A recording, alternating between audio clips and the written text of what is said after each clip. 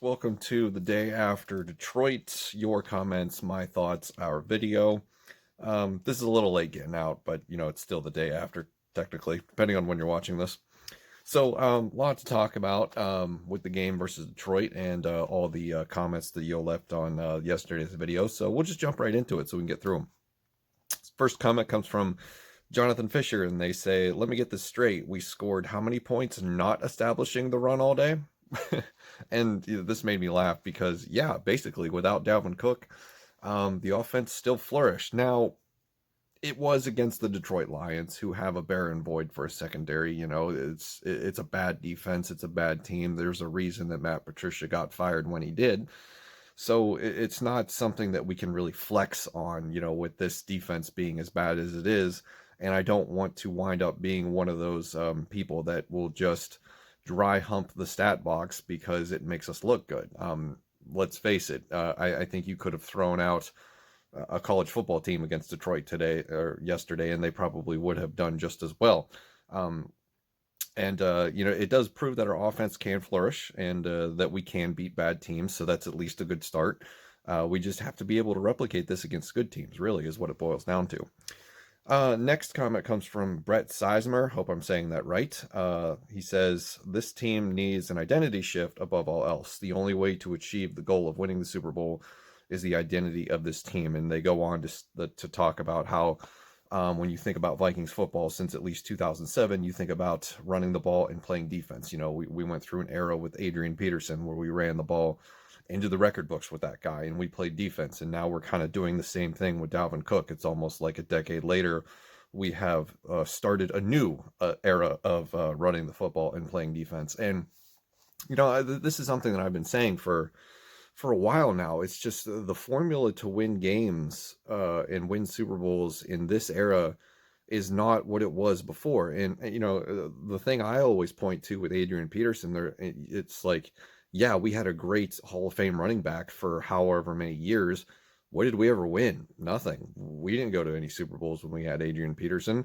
So far, we haven't with Dalvin Cook. And not saying that we won't, but this feels eerily similar.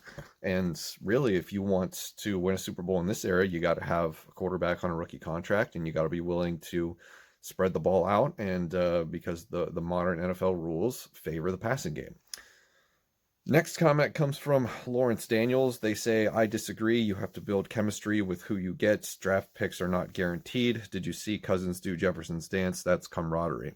I picked this comment, number one, because I welcome disagreements. I'm not going to shun those or, criticize or make fun of those who disagree with the views that I have regarding this team. That is perfectly acceptable. There are many ways to win football games, and my way is not always the best. So I think what they're referring to with this comment is about, getting rid of basically everybody involved in this current administration of this football team and starting anew and fresh. And there is some truth to consistency in the NFL, because consistently being consistent with your quarterback, your wide receivers, offensive linemen being the same 5 starters as often as you can, barring injury. That's how you build a team. That's how you build an offense or a defense that will produce, because there'll be guys that have played together more often than not. So there is some truth to that point of view, and that's why I wanted to include that. Just bump the camera, should not do that. Next comment comes from RMer33. "Somewhere Jeff Fisher is smiling." And I laughed at this comment because I forgot about our old good boy Jeff Fisher, who was the king of going 7-9 and 8-8 basically every year of his coaching career, at least later on. Next comment comes from Paul Haywood 3. "Rumors about the Jets being willing to trade out of the number 2 spot. Fields showed he's great. With that being said, I would be so open to a trade with Danielle Hunter to get that number 2 spot." Possible. I think that's possible. I think the Vikings are in a position to trade up, with the 14th overall pick. We are currently locked into that. Mike Zimmer and Rick Spielman don't strike me as the kind of guys that are going to trade up and get somebody unless, throughout the pre-draft process, they find somebody that they really, really love. I mean, They didn't trade up to get Justin Jefferson. They just hoped he fell. If you watch the video from during the draft, the behind the scenes stuff footage, you'll notice that they were just sitting there waiting to see which wide receiver the Eagles picked.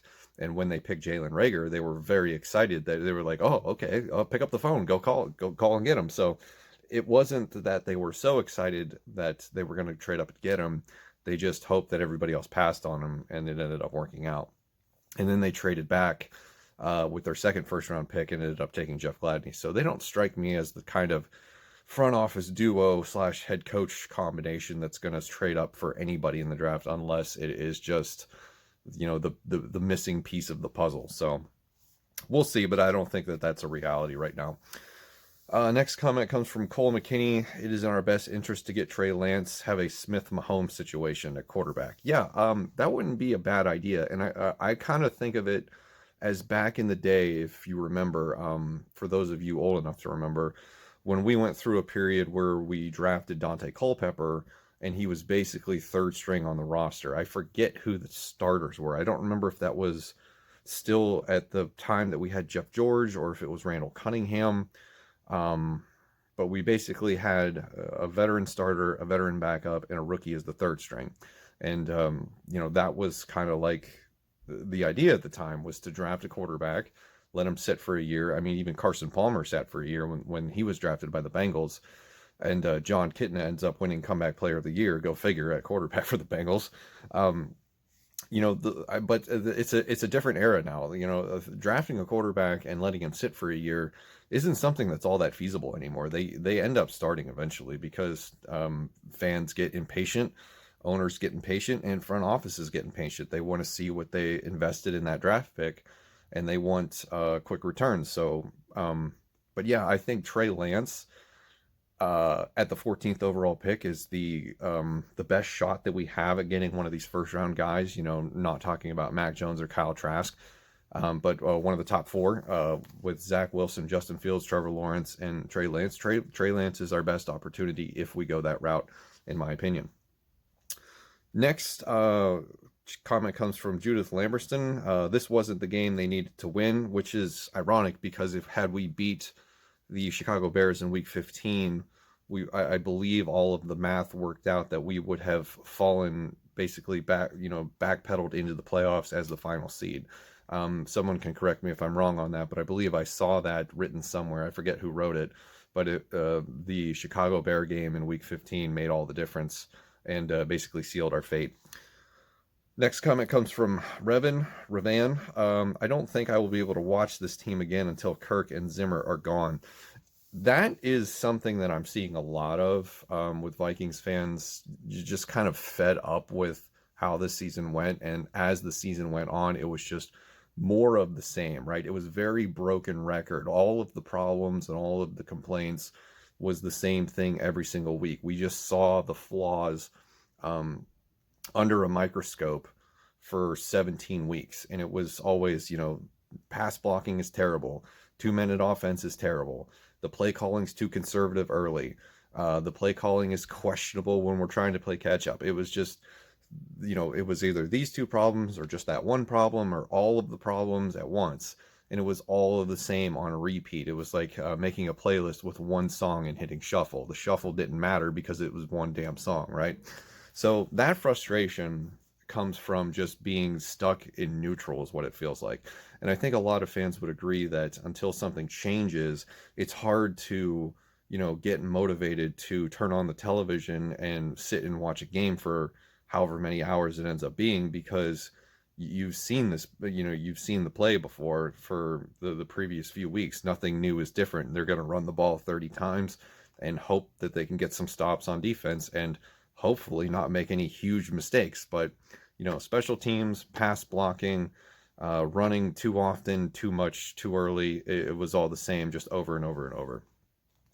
Next comment comes from Samson. This season sums up the Zimmer era. Good enough to win some games, but not good enough to win a championship. And yeah, it's been 7 years. We seem to be on this roller coaster of a pattern where odd number years we do well, even number years we don't do so well. And after an 8-7-1, 10-6, and now a 7-9 start to the Kirk Cousins era, which at least has one more year to go because of his contract extension that he got back in the spring. Maybe we're destined to win, 10-6 next year and go to the playoffs. But I don't know if we have another 10-6 and get bounced out of the playoffs after, one win or no wins. It's going to feel just as disappointing as an 8-8 or a 7-9 season. So I don't know what it's going to take, but I hope that we can get to a point where we can win consistently. I want to be in a situation where we are competing for a Super Bowl every single year. We are constantly and consistently drafting in the late 20s, like 26 at the worst. That means we're at least in the hunt every single season. We are good enough to say, hey, we have a shot this year. I didn't believe that we had a shot at the beginning of the season. I'm struggling to convince myself that we have a shot at the beginning of next season as it stands right now on January 4th. Um, so we'll see how it goes. But that's the final comment. That's going to do it for this video. Let me know what you think in the comments below. Get excited because we've got mock drafts coming up. We've got player profiles for the draft. We're going to do a roster evaluation of this team, and we're going to jumpstart into next season. We've already done one video with the Gary Kubiak retirement announcement. So it may be the off season, but there's a lot to do. So thank you for sticking around. I'll see you in the next one.